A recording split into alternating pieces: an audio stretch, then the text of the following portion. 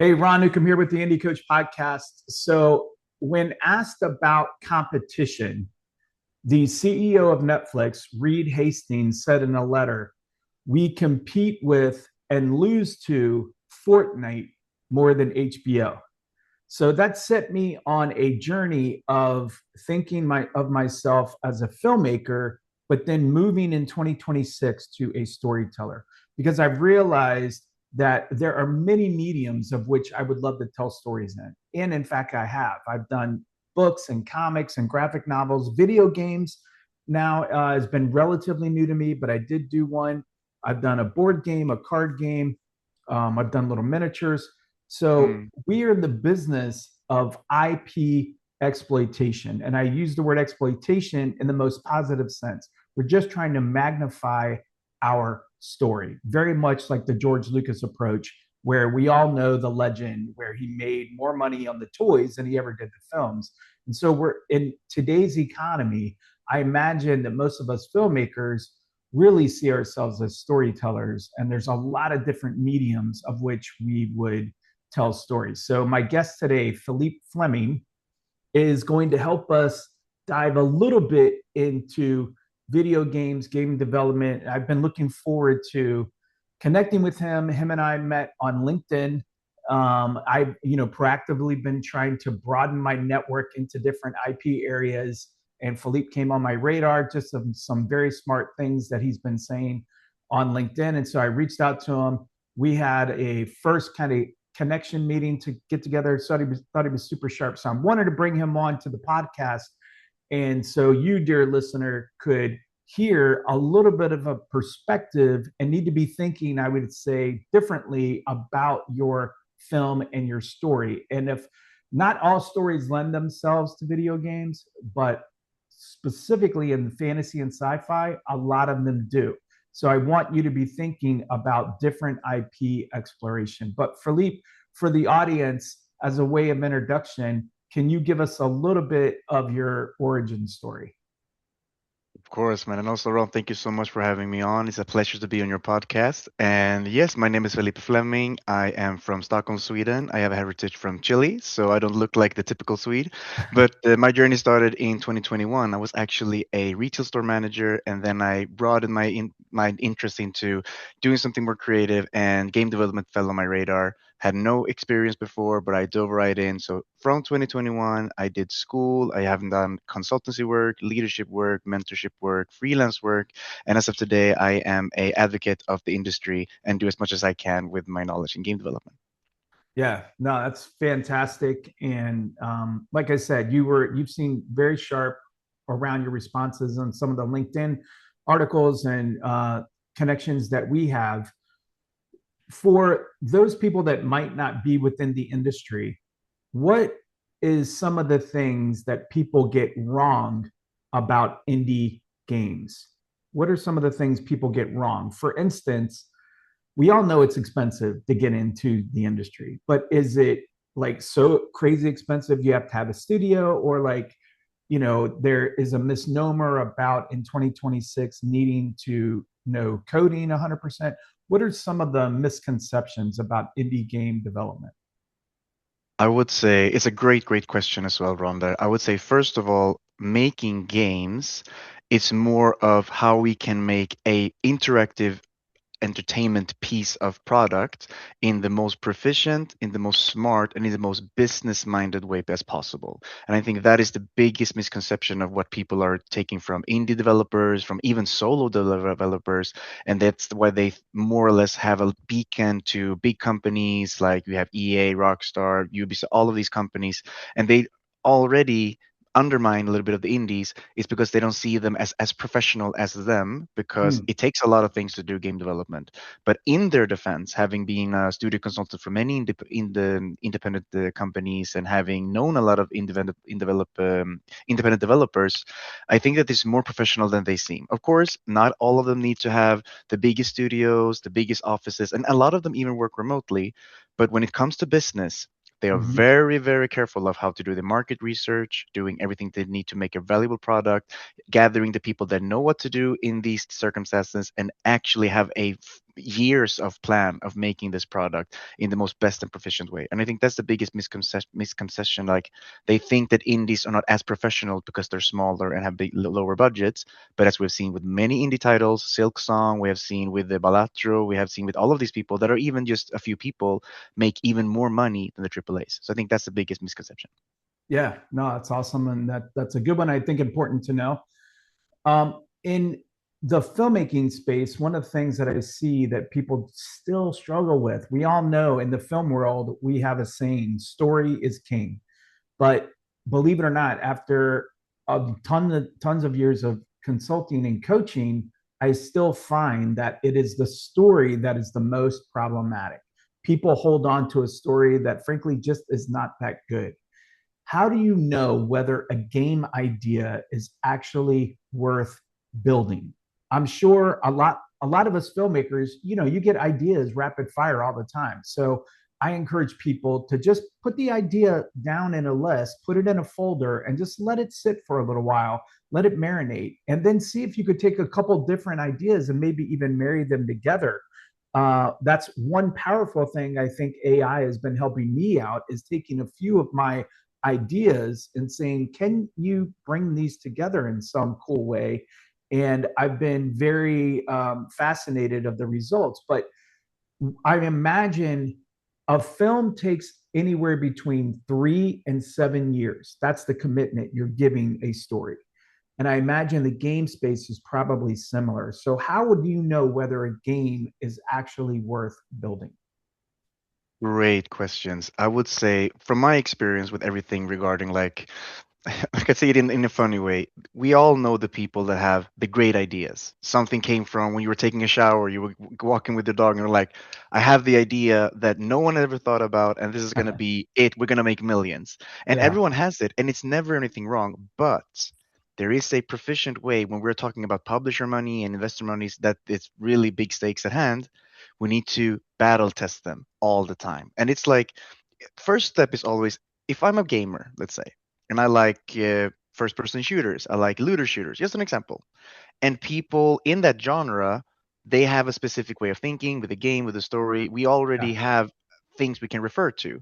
So if I come up with something that could fit that genre and make something new come out of it, and I like it, that's the first step because I am one of those customers. So I can advocate that I think that is a good idea. But we need to test this in scale. And this is where people so many times I've seen have not done the proper play test research.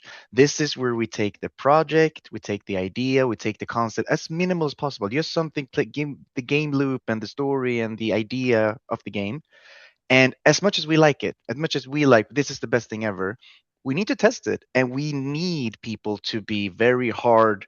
We love it and very hard. This is garbage. We need both because then we have a scale. If something that I come up with and I think is good, and I give it out to the public from Discord services, through we can be even on itch.io and just make people play them there, or just send it out to the public into like we want to play some close play testing, and we just get people that super love it. Either they're lying or they're friends and family and they just want to don't like hurt your feelings, or they all are in the we hate it pile, and then you know that your game will not be selling. Mm. If we have both, we can navigate where we are, fine tune it, and just make sure to polish it to fit that core audience. And then we do it again and again and again. And I think today, when you have an idea, battle test it with your main demographic of customers, play it with people that don't even play games and people that are from other customers. And if you get good responses from them all, then you go to the next step, do it again until release. That is the biggest mistake I see a lot of people do in any shape or form of game development. So I'm an agile practitioner. And one of the things that I've learned in agile over the years as an IT project manager by day is that iterative process, small incremental changes over time yields positive results.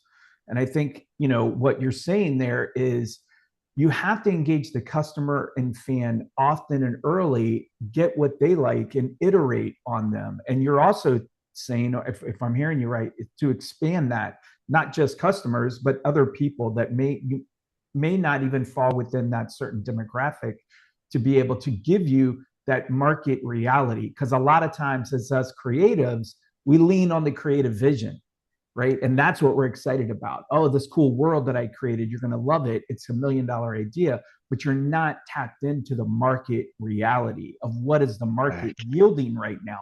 Sometimes there's a reason why I've learned this to be true too. And it's cost me a lot of money. Sometimes there's a reason why that type of game is not working right now. It's not that your idea is bad, it's that shelve it for a little while and see if that kind of comes back around. The other thing I've learned though is that in the IT space, and game development is pretty cool because it's the creative with the IT coming together. And so there's a thing in the IT world we know called scope creep, and scope kills a lot of projects.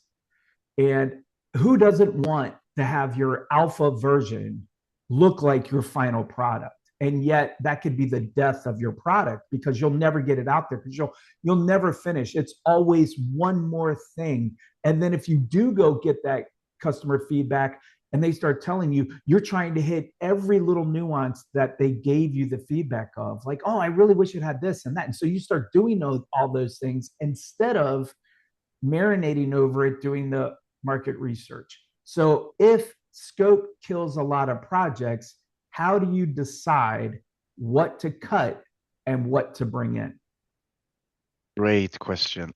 This has happened actually a lot with not only with many of the projects you've been to, because when you go to game dev school, you do a lot of projects just to train until so you can go to the market, and it happens even early on. And I think it's a battle from passion and being logical. Like those two things always will collide a little bit. And from my experience, not only if we take it from the school, but actual studios, like with the studio consultancies that I've been through, I have had a wonderful little discussion based relationship with the creative directors. They are the ones that really have the biggest vision in mind. They started with them, it will end with them. It is almost like they become second nature with the game title, and they want it to be the best possible. So they Sure. always want to add more stuff to it. Like we could do this, we can do this.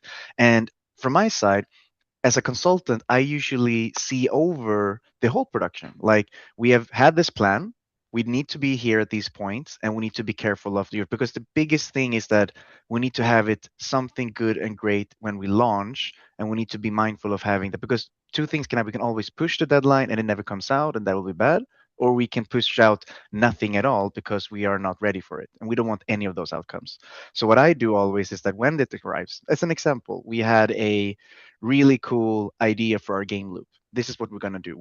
Made a big plan out of everything regarding this. And then the creative director come, you know what we should do? We should add this. And the adding of it was like making the game upside down. Like the whole thing would be it. And of course, it was a good idea. But then I do the pros and cons. I do everything that is good with what we have now, and I do a list of when the new idea come in, does it enhance the pros or does it enhance the cons? How much will this cost us? Will we deliver our times? Will it be blocking for other departments? Will people be stopping their work and having to redo it? Will it cost us more to add this or will it enhance the whole project? And by just asking that question all the time, it usually gives them a receipt on why we shouldn't do it. Because if I just blindly tell them, no, you're the boss, you got it, we just need to adjust, more than giving them that your idea is good, but look what things you will have to sacrifice to add this. And then I already have a pros and cons. And sometimes it becomes better. Like I think it was for one consultancy work that I had, it was actually a good idea. It was like instead of having the camera being static, it was becoming dynamic. And I was like, oh, then we will see things on the edge and we need to adjust. But the gameplay became better. So the pros were even better. So having that pros and cons list in front of them on paper with the whole production, it gives them a more easier answer to the question. Yeah, I think you're spot on. Famously, um, the Apple founder, good grief, his name just escaped me. Um, but Steve anyways, when Jobs. he was, yeah, Steve Jobs, good Mm, gracious. So when he mm, did the iPhone, people were there was no iPhone. There was just like the little mm. flip cell phone, and there was like Blackberries, and people kept coming up to him saying like, "Oh my gosh, Steve, we should do this, we should do that." And famously, from what I understand, he went to a woodworker and created a little iPhone in wood, the size of the Mm. iPhone, of what it was going to be, what it was going to look like, and things. And he would carry it around in his pocket. And when people would come up to him and say, "Oh, we need this, we need that," he'd pull it out and say, "Where do you put that on the phone?" And there was no room left, right? And so they would be like, "Oh, you're right." If it wasn't that big of a deal and there was no place to put it, that really condensed the scope creep, and he was able to get it out on time, on budget, kind of thing. A game is an investment for sure, and not just for the developers, but for those that the players themselves. They're investing money and time. But I find there are kind of three tiers of fans. There's the curious kind of looker. They'll play your game every once in a while. Then there's the doer. They'll play the game. They like the game. They might buy the T-shirt. But then there's the ambassador. These people love your game. They drink the Kool-Aid. They read all the lore about it. They don't skip to the next tutorial thing to go through it. They're reading every little thing. And you want those ambassadors, because if you get just a few ambassadors, they make up for all the difference. They're going and telling everybody about the game. But what makes players want to truly invest in a game with their time and their treasure? Why would they invest in a game? That question is actually a question that I actually ask myself very much, because that is basically what makes or break a career for any game developer or anyone that works in entertainment. Or I usually call, like, what we are doing, like when we are making books, movies, games, music, even, we are taking time. And if we are taking time, we need to give them what the time is worth. And how can that transaction be any more worth than time? Because we only have very few limited time and hours a day. So I've also been wondering of these questions. And my answer that I have come up with is that we as people, when we listen to a song, when we watch a movie, and what makes us want to see or do it more is that it has invoked an emotion. We have been feeling something. We are sometimes, even when you listen to a song, you can be remembering things from that time. You can be remembering. You can become super sad. You can become super happy. You can become angry. And the same thing happens with games, but we do it in a different lens. We do it more into what emotion and what experience have I been drawn into. It's famously for example, Batman Arkham Asylum. It's basically a Batman game, and there's been Batman games before, but the true essence why I personally really got stuck into that game and I really wanted to play more of it is because I felt like I was Batman. I felt I was the Dark Knight. I was the Gotham City's, like, I was becoming that. And that is not just because it was Batman, it's because the game was built in a way that I felt like it. It was designed in the best way, it was programmed, everything in a piece of content. They made me feel and they made me experience something. And I have known that a lot of games that people talk about that are timeless today are those games that made the player feel something, not just Mm-hmm. you walking around, you playing a game loop, or you just shooting a little bit. That's why also why story comes so deep in, because they remember more the story more than what they saw, what they there's a saying also. This is regarding also how we meet people. They will always forget your name, they will forget how you looked, and they will even sometimes even forget like who you are in general, but they will never forget how you made them feel. And that tapping in is, I think, is the secret how we can make someone become an ambassador from just someone that plays a little bit. If we make them feel something they haven't felt before, or feeling something they cannot get from a usual everyday place, I think Yeah. there is where we can tap into that. Yeah, yeah. I mean, I recently did an article on kind of the power of story and the power of storytelling, and people want to escape. And again, we generally associate that very negatively. But what they're escaping from is the modernity of life, the mundane, or the woes of life, or just paying bills, or loneliness, or despair, or all these negative things you're trying to get away from. And just for a moment of time, a proper story can take you on a journey. And for 2 hours for a movie, you leave that behind. You leave the worries of the day behind and you get some reprieve. And a game has an even longer tail where it can pull you into a story and bring you on. I want to talk though a bit about from two different lenses. So it's going to be two questions, Mhm, but I'm going to prep one question and then ask another. mhm, So one is, I want to know if I'm a filmmaker listening to this and I say, okay, Ron, I'm in. What would be my next steps as a filmmaker? I have an awesome story. I have a script. My movie is being made. So there's going to be a movie. It's a cool genre. Let's say it's like mine is a steampunk sci fi Western, right? So it's a galactic kind of cool Firefly esque type of thing. And I say, man, I think if this would work in a video game, and I'm ready to speak to some people. What would my expectations be for that? And kind of where would I go? Like, walk me through a little bit of I'm a filmmaker. I want to explore this. Where should I go to find developers? Who should I go to? Are there forums or places to go? And then certainly, I don't want to diminish the startup capital, not again to get like a fully developed game. I'm sure that could go crazy, but just in film, there's pre-production, production, post-production, and then distribution and marketing. But before all that, there's a little thing called development. And you need a little bit of development money, not a lot. You're testing the waters to see if the idea is going to work, but you're not doing it for zero.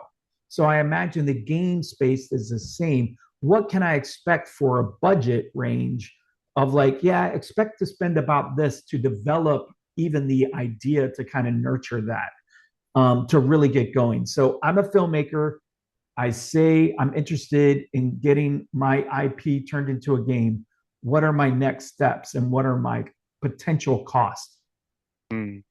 Great question again. I would say the first thing, it's because a lot of my experience from people that are starting new studios, they come actually from other industries as well. Of course, some people are like, I studied here or I worked at the big company, but I want to start something on my own. But there are people, I think actually talking to one client that came from music industry and he did only music, but he had a great idea and he was like, I have an idea in my head. I will connect with some people, we will make a pitch deck and a GDD and everything. And now he has a game idea and he's looking to connect with publishers and he has a meeting next week. So you can absolutely come from something else than just gaming and video game industry. But from what I've seen, what people do and with that little hurdle from like going from nothing at all into actually making full time of the game, there is a path there, and coming from filmmaking, it's actually the best way because you already have an experience, you have something that we can digest into. And I would say if you have already, if you're a filmmaker, you have your story, you have everything going on, you have all the beats, you have all the acts, the structure, everything, the first thing I would say is, how do I want this to be played out? That is the first question even before you start documenting, because do you want it to be a walking sim? Do you just walk around, explore the story? Do you want it to be like a comic style that you just press and do dialogue? Like, what is the first vision that you have? And usually, a filmmaker who has a film and says has the idea, I can see this in a game, then they already have something up there. So that is the first question. How do you want this gameplay? How this movie and idea for this can come into a game? That's the first one. And we can play with ideas here. Let's say it's a single player action adventure, third person camera, like the typical one. Let's say that's as an example. Now, for us to be able to even explain this to developers, to publishers, to this, of course, you need a pitch deck, which is basically you having multiple things. It's basically for any product or any services when you do this, but game developer pitches are more like you need to talk to someone and you're going to pitch like what this is and how it can be sold. But even before that, I would say have something called a game design document. That is basically the game developer's script for any game. So if you have a game design, we call it GDD even. It's if you're getting good at making GDDs for any game idea that you have, then you basically have a manuscript. You have a script for a game, and that is not only story, what kind of environments you want to have, anything. It's everything from gameplay features. What are the rules that the players is abiding? What are the different levels that we're going to use? What are the technical approach we're going to do? What game engine are we going to use? What everything that we're needing. So for example, if I'm just playing with the idea that we said, like the Western thing you talk about, like your cool story, and we want to have it into a third person action adventure single player thing. If you're shooting, okay, you're in a Western, maybe shooting. We can have shooting mechanics, and maybe we can take what reference. Oh, there's a Red Dead Redemption when you're doing slow motion. What if we can play with that? Maybe using that into cool ideas and putting there. Oh, maybe you should have some a companion that you can go with. Maybe somewhere in this. Now we're starting to building up what a game could be from that, and then we dissect. And we always have chapters. So we have what is the narrative, what is the features, what is the rules, what is this, and all of that. If a filmmaker can make that they have into a GDD first, then not only will it be easier to find developers because now you know what you need. So, for example, if we know that, oh, we're going to be using a lot of slow motion effects and a lot of UI indicating everything, then we need UI technicians, we need people that are gameplay programmers. And then if the environment is very sci fi and we have a lot of big things, big skyscrapers, big VFX, maybe we need a VFX artist, maybe we need a person that is very good with environments. Now, with from that GDD, you can start finding your team. And the second question you had regarding the costs of this, I think there might be some cool way to do like a fund or crowd for anything like that, but I haven't found it so much. A lot of the people that I connect with, a lot of people that have this, like we talked, like the before the idea, and they have a GDD, and they need to do some form of MVP or verticals, like something in the beginning to like go there. It's usually from their own pocket. It's usually they work something on the side. They have a full-time job, and they do it on the side, or even they do the promise of like you can do this. Maybe it's because the MVP is very low, so it is a few hours only, like not that much time you need to do. It usually looks very blocky, very not even colors or anything. And then they say like you can do this, and when we get jobs, you get a first shing of it or something. And I think that's with everything. If you open a store and you don't even have customers yet, you need someone to stay there, but you don't have money for it. So it's a little bit of a paradox, especially in the beginning. So what I've seen is that people do it either for some resource that they can give from at the time, or maybe something out of pocket, but I don't expect them to be a full-time salary yet if they don't have already capital from before of some sort. Yeah, got it. Yeah, it's very similar to film. Development money is the hardest money to raise because there's Mm, no guarantee in the end the film is even going to get made. You're just testing the waters out. But there's also good things about development because you can do multiple stories. You can try different things in different stories, and if one suddenly sticks, can you be very practical with if the filmmaker, say I want to do this, where would I go? Is there a place to go? Are there, websites or these types of businesses, or even what you do? Where would I go as a filmmaker? I think from my experience, where I have at least gotten clients and gotten people like connecting with me or something, it's been mostly LinkedIn. LinkedIn has Hmm. been more or less like my business, virtual business card with my network. And I have networked with a lot of people there. People add connections and write to me a lot. And just being also very open and not being so closed down. I am not afraid to someone that I don't know writing to me and asking things because all the doors that I don't open are doors and opportunities I miss. And we never know whatever can happen. And I think for filmmakers, they shouldn't be afraid to ask either. Like, I remember just this recent client that connected to me. He just told me, like, hey, someone told me about you. Here's my pitch deck. Can you help me? And I was like, wow, this is a great pitch deck. I can absolutely help you connect with publishers. But how did you connect with me? He's like, oh, a friend of mine. And I looked him up on LinkedIn. I was like, I have never even met him. So he just connects and follows me and see my stuff because post a lot of industry insights and like people's work and stuff like that. So he just knew me from somewhere, and like, so I think LinkedIn is the platform I use today. I would love to see if there is maybe in the future. I've always balled with the idea of having some sort of like, or network that people can come and be there, because I already have my little network of LinkedIn people already. So I have a lot of students, people searching for internship, people wanting game developers to come to them. So I become the little network guy in that sense. But I would say LinkedIn is where everyone is.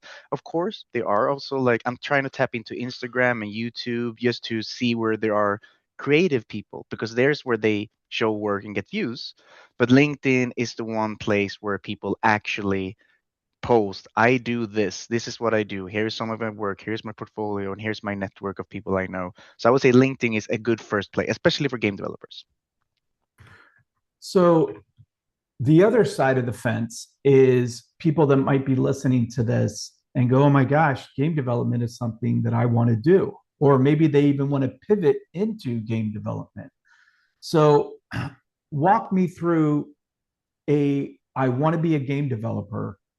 What should my next steps be in 2026? Should I be buying a video course, or and then I'd love to get your thoughts also on college, yes or no. There's a big debate right now whether or not college is that important in the world that we live in, and I'd love to get your thoughts on that. But walk me through. I'm curious about game development to actually become a game developer. How would I go about that? What would I explore? What resources? And then your take on college. That is the perfect question. I love this question. I really try to answer this question to so many people, because I think the debate has always been that no one actually says how it actually is, more or less. They want to, either you're in the school and you want people to come in for their numbers, or you are someone that don't want more competition, so don't say anything. But I will 100% spill the beans. And this is 100% how it is at the moment now, 2026, for game developers. Game development is, as of now, more of a fluffy dream, because people want to make games, because games, they grew up with games, they love games, playing games. It's amazing, but it's a serious business. It's a very, very serious thing. You don't even like the basic, what I think 100% saying this school is important, but it's not nearly everything that you need. It's not nearly enough. You must have some education just to know what it is. Like game development, especially for me as a designer, I need to know about player psychology. I need to know about how to captivate the player. I need to know about like beats into a game experience. I need to know how to prototype. I need to know how to code. I need to know so many things as a base, so I just know what the work is. That is step one. Step two is that we are actually working in a very serious environment. We're working with professionals in at the enterprises, big companies, with publishers who have money, investors. It's not a lolly doddy. Oh, what do you do for work? I play games every day. This is can come as controversial. I don't play games.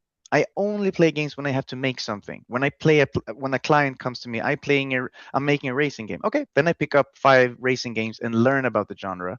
But on my free time, I don't play games.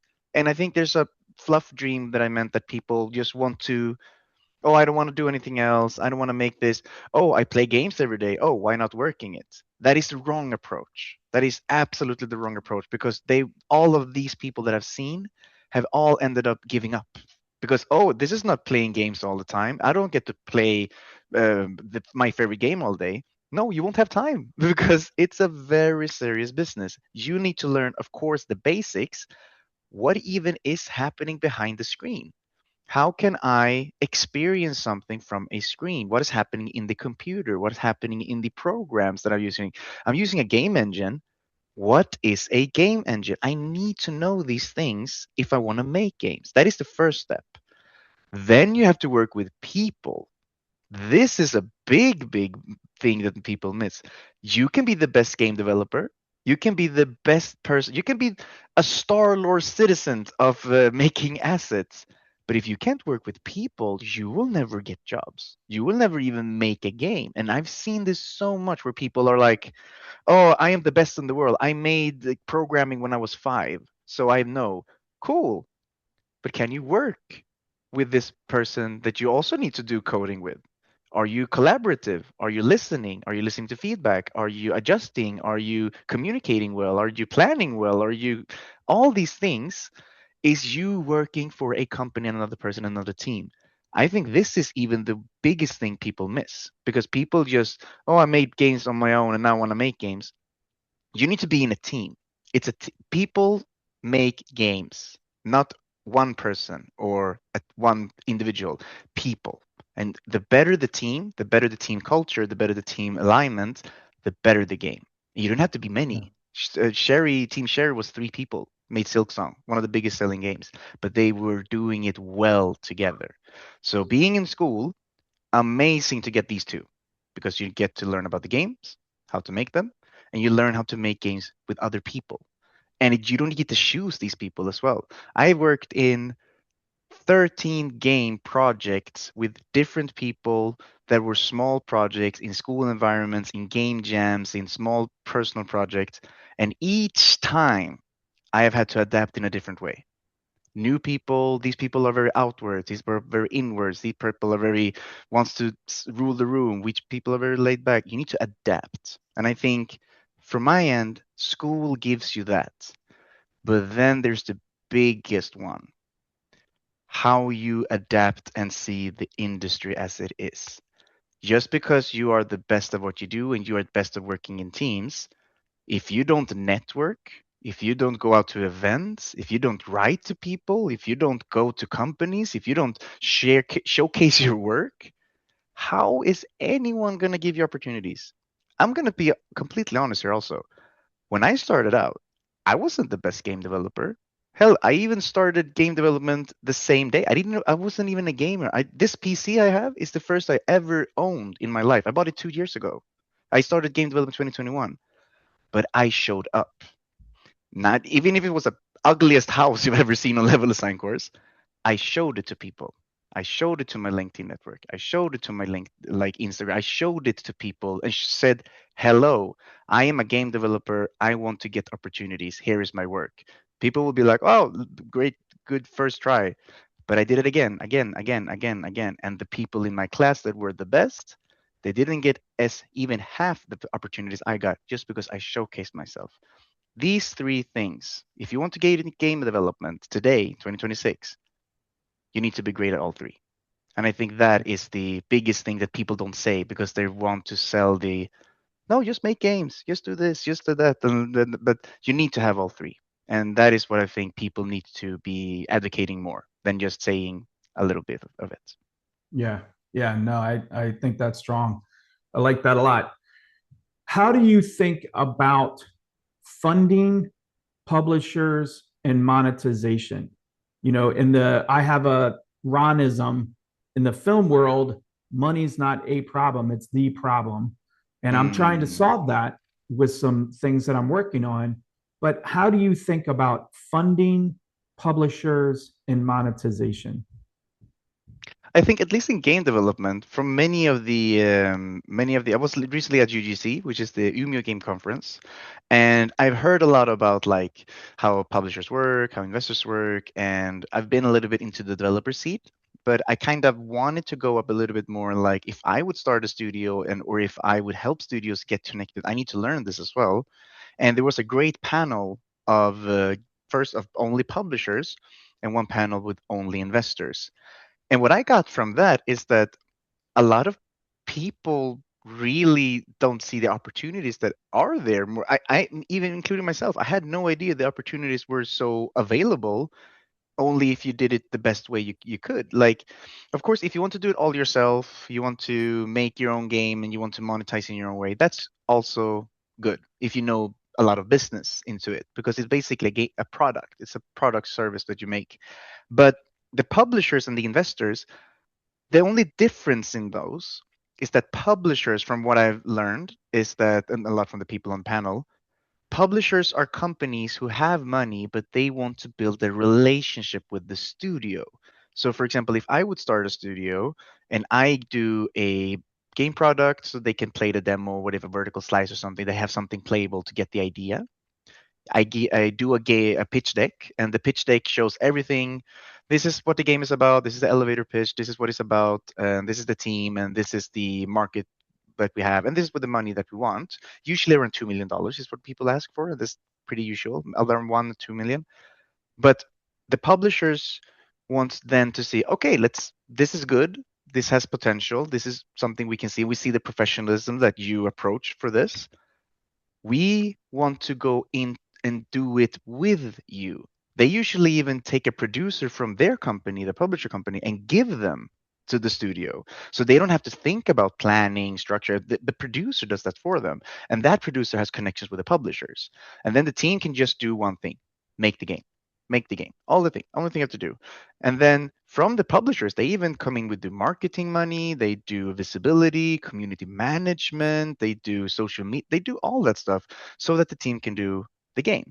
And then when we come to launch and when we do all this stuff, they do like a split or something of the profits. But the thing with publishers then, they want to keep that relationship. They want to ask you, what's the next idea? What's the next thing? Like they see, like, what is it, 2 years or something, they can make a game. We have gone to have a good relationship. We have good relationship with each other, the entity of publisher and the game developers. Let's make another one. And they usually have relationship for over 10 years together. So that is like the publisher's side of it. The investors are more a little bit step back. They're more into what product do you have? How can you sell it to me that I will get my ROI, the return of my investments? And then they're more a little bit away. Maybe once a month they want some information from the developers and be like, okay, what kind of information can you give me? Like, oh, it's going great, la la la. That's the only difference. But the opportunity that they you can get as a developer is very high because they get, what is it? They said 1,000 pitches a year. That is like 100 or something a month or something. But they choose maybe 10% or something that even goes through them. But I keep in mind also that there's a lot of people that don't know so much about. They Google how does a pitch deck look. I have an idea about making the biggest Dark Souls game, but you are a bunny, let's say, and they just come up with something that maybe isn't. They haven't thought about, like, not to be up because they've just made a game about a chicken that is a Dark Souls, so that went well. But like a lot of people don't do it in this as the if they show up professionally and really be like, I've read the market, I've done my research, here is my thing. Here is the development team. We have the skills needed. They usually go through it, at least for a meeting. I know a lot of people like, oh yeah, I just sent my pitch deck to Paradox and they said yes. I was like, whoa, oh, great job. Or I sent mine to Team 17 and they said yes. That's amazing. So one had don't have to like see that there's such a gap from you getting your money needed for making your game. That gap isn't so deep. I don't think just that people don't know that you can send in your pitch deck online. You can go to team17.com. Here's a link. Send your pitch deck. Write your information. Get a response in within 2 weeks. Like it's really easy. It's just that you have to just do your research and do it as professionally as possible. And I think that is the answer a little bit for publishers and investors. And I think developers can get that money. They just need to do it as professionally as they can. Yeah. Yeah. Definitely need to have that sense of professionalism. It is a business first, and then we get to Yes. tell stories. Games are just the function. What Mm, has failure taught you the most? What has failure taught you the mm, most? And then also follow it up with what would be the single most important thing you could tell someone about game development? So, what has failure taught you? And then what's a good takeaway? mm. I think all the failures that I have had is when I have planned and not executed the plan as I should have. That has been my biggest failures during my development time. It has been not been so much like, oh, I did the code wrong or I did the execution of playtest in the wrong way. It's that when I've had, okay, I need to do this exactly this way, but my management of making those tasks in that order have somehow been wrong. I took something else in the meantime or something, and that has been the most of my failures, especially when I was in school. And I think what I've learned from those failures is that there's actually a quote that actually a friend of mine, a dear friend of mine called Rasmus from my school, he said, if you don't, if you don't plan, what is it? If you fail to plan, plan to fail. Yeah. And when he said it first time, I was a little confused. I'm like, what do you like? And then he said, if you don't plan your things the right way, then you just can be aware into planning that you're gonna fail in it. And that's what I learned from my failures is that when I haven't made now, if you could see my calendars on Miro, it's like I have plannings all over 2026 each day, everything. It's because if I don't do that, then the failures will come after that. And that is one of the biggest thing that I've learned from that is that it's okay to do those mistakes, but you can always narrow down where they come from. And I think it's mostly from planning and not executing those plans. So that's the biggest thing I learned. Always be a good planner, whatever you do in your career in game development. And with the topic of what game development actually is, what I would say for someone trying to get in or someone that is interested in it, I would say there will be an illusion. We all go through it. We all go through a illusion of seeing it as this fluff dream. And it's 100% normal. I think that's with all creative work because you take your passion for things, you get everything that you remember, all the emotions, all the games from when you were a kid, everything, and you now can do it, but it most likely isn't like that. The industry has a lot of downsides. Not downsides into in a say it's a bad choice. Anything is possible, but it will be nights where the game will break. It will be nights where you feel like nothing is working. It will be nights where you not fight, but you don't come into an agreement with your team. It's going to be times where you don't make time for the deliverables. It will even be times where you forget to save and your project doesn't like it's going to things are going to happen and it's going to affect that fluff dream. But I'm telling you, and for everyone listening, it's okay because that is life. That is not game development. That is not Right. gaming. Right. Life is like that. Like That's right. anything you go into. And you're going to be like, if you want to go to the gym, you want to become the biggest, strongest guy, you have this dream, like, I'm going to be the new Mr. Olympia. But sometimes you're going to get sick. You can train. The gym is going to be closed. You missed your day of protein. Like, and then that dream gets affected. But if we see life like this into a scale, sometimes when you zoom in, it feels like this. But when you zoom out, it's Yeah. like this. Yeah. That I felt so much with game development. And I'm fortunate that I've had this mindset when I started so I could go over it. But I've seen a lot of people giving up. This wasn't for me, it was hard. I'm just going to play games. Oh, you know what? I give up. This is not for me. I cannot do this with this coding. I'm like, no, no, no. It's not the game development. It's life.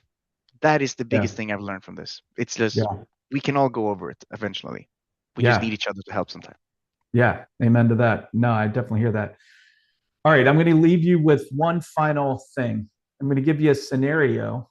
And in just a few minutes, if I had 6 months, $10,000, that's all I have. What is my next play? What's my next step? What should I do? I've got 10 grand. I've got a 6 month timeline that I've got to do something. What should I do? Are we starting from zero with like we know nothing at all? Let's Like Yeah, that's a good question. So let's assume I'm a filmmaker. I've mhm. got a script. I have this cool world. I even have my game design document. Let's say I have the Ooh, GDD. yeah, I've yeah. got the GDD, at least some version of it. And I've got 10 grand and I've got 6 months. I call Philippe. What's our next play? What's our I steps? would say you got the money. That's awesome. I would so be happy. First of all, I would be super happy. And I would say we are actually in the forefront of having something great. I would first of all ask to do we have the team?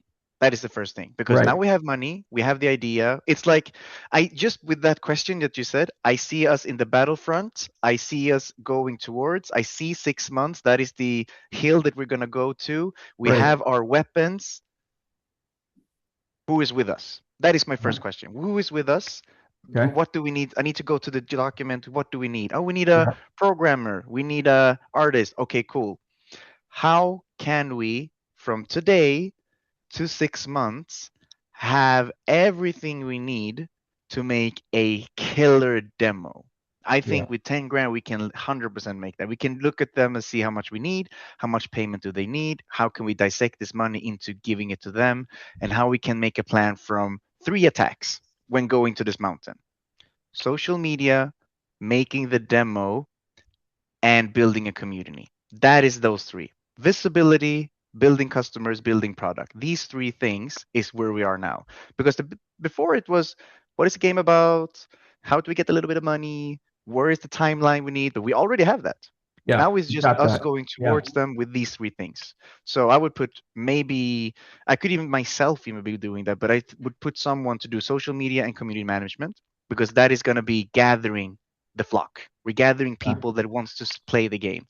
In Yeah. correlation with that, we need these people to be like, we're not even gonna do just a little small. We're gonna make a demo. We're gonna make, first month. It's gonna be the first playable. It's gonna be the first thing we're gonna do. I want to see cubes even moving, not even a character, just a cube Yeah. going towards. If you're gonna be shooting, just projectiles. It's as easy as possible. Give us an Yeah. MVP, because then we can actually, in the meantime, go to and send this to even publishers to get more money if we want to. Yeah. But Yeah. from 6 months, when the 6 month mark has come, we will have a community. We will have people that have seen the game so the community can grow. And we have a demo that is very short, but we can showcase it. Yeah. And that is going to be what we're going to use for the next months, because Yeah. now we Yeah. have what we That'll. need so we can show to publishers, show to the Yeah. public, big more. And I would say that Right. would be the biggest plan, I would say. So, like, here's where we are. This is where we need to go, and this gets us there. That first Yes, little increment, the first hill we have to take is the demo, an awesome yes, demo, a community that says they want it, and a social media presence to validate it. Well, that's the awesome. perfect recipe. Yeah, Yes. no. Well, I Mhm. appreciate you all watching, listening. Don't forget to like, subscribe. Of course, that matters. So let's Felipe and I know that people are listening and that you're out there. Obviously, it helps the algorithm in the channel, etc. But I do believe we are good to conclude our discussion with game developer Felipe Fleming. And remember, nothing is wasted. Thanks for watching. 100%. Thank you so much. Thanks for having me. Bye bye.